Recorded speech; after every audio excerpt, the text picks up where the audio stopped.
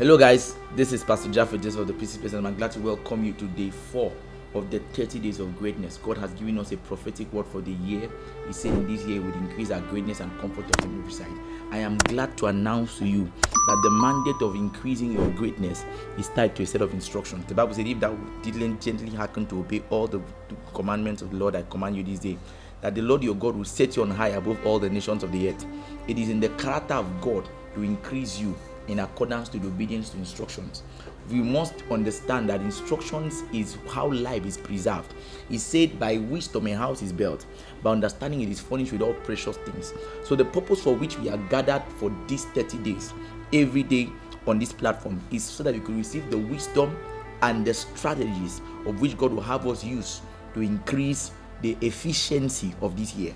Believe what I tell you. Moses was the one that said, teach us to number our days, that we may apply our hearts unto wisdom. It is the application of hearts to wisdom that makes for the efficiency of days. It is not just enough to say that you've entered into 365 days. You can be lost in a crowded journey. The year has started already and there's so much activity that is happening. There's so much buzz effect that the year is carrying. You can be lost in a lot of activities and end up missing out on what God has designed for you for this year. This is why this broadcast has been arranged, to help you find structure, frame, and at the end of the day find a platform for which you can grow to become all and possible of what God has designed for you to be. I welcome you once again. Now, in the last 3 days we had looked at the basic descriptions of what greatness means, and I said to you yesterday that when it comes to the matters of greatness has a lot to do, particularly with the matters of finding a place to serve your generation. That it was David that served his generation, and when he served his generation, he came into prominence. And I'm saying the same thing to say to you that if you will want to feature in what God is doing in your generation, you must learn the principle of service. But much more than that, this is something I need to establish today. You see, everyone I've seen that God has used in a generation, there were keys, they were indicators that showed that these were people that God will work with to establish his intent for generation. There will be signs, there will be tokens to show. And today I want to talk about the tokens of greatness. It says in the book of Exodus chapter 4 from verse 1 to verse 5, and Moses answered and said, but behold, they will not believe me, nor hearken unto my voice, for they will say, the Lord has not appeared unto thee. And the Lord said unto him, what is that in thy hand? And he said, a rod. And he said, cast it on the ground. And he cast it on the ground, and it became a serpent, and Moses fled from before it. And the Lord said unto Moses, put forth thy hand and take it by the tail. And he put forth his hand and caught it, and it became a rod in his hand. He said, that they may believe that the Lord God of their fathers, the God of Abraham, the God of Isaac, and the God of Jacob had appeared unto them. Now, in the book of 2 Kings 4 verse 2, it says, and Elisha said unto her, what shall I do for you? Tell me. He said, what hast thou in the house?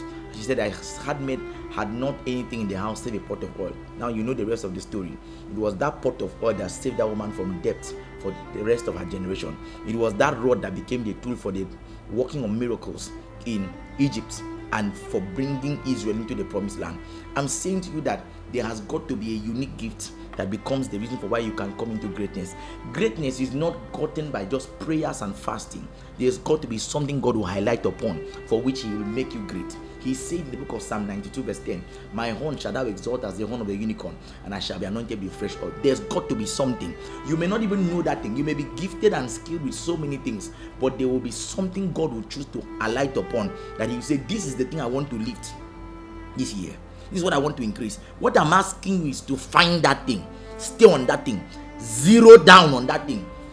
Make sure that that is the priority of this year. Don't scatter your efforts this year. Don't do many things this year. Find that thing that God will increase and stay on that thing. That's how people will come into greatness. Greatness is the reward your generation pays to you for finding what God has put upon your life and choosing to develop it. You must develop that thing. He said to Timothy, he said, I beseech you, Timothy, I say that you should stir up the gift of God that has been put upon you. At some point he told him to not neglect it. Many people are neither stirring, neither are they giving attention to it. Some of us are neglecting it, others are not even stirring it.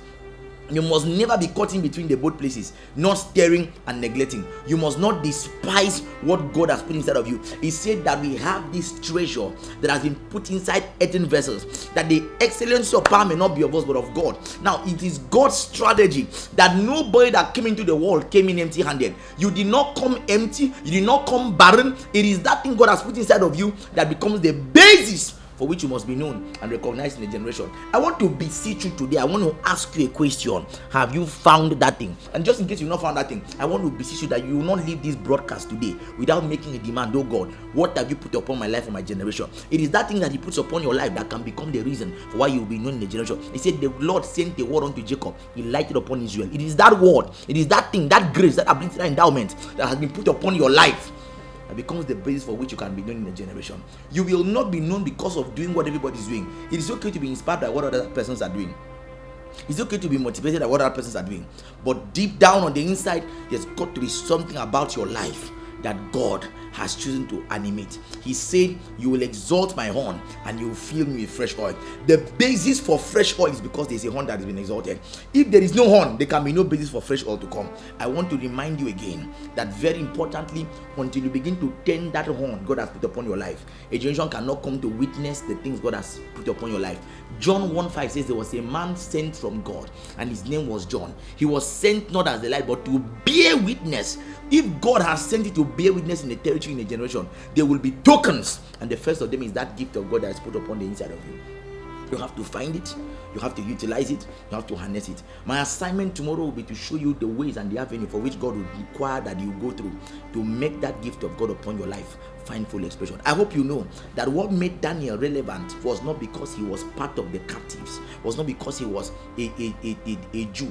It was because of something, that unique gift, that unique gift, that unique gift. He stayed on it. What made Joseph relevant in a strange land was that unique gift. There's got to be something on your life that will bring greatness to you.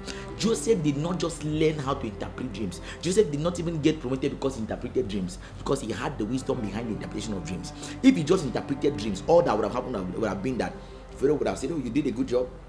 I mean, praise that you interpreted dreams. Let's make you the head of the magicians. But he said to him, find a man. Find a man. He knew they would not find a man that can bring the wisdom I am bringing to the table now. He knew they would not find that man. I am saying to you very importantly that you have to be that man that God can find in a generation that can bring clarity, persuasion to a generation. I love you so very much, and I'll come your way tomorrow.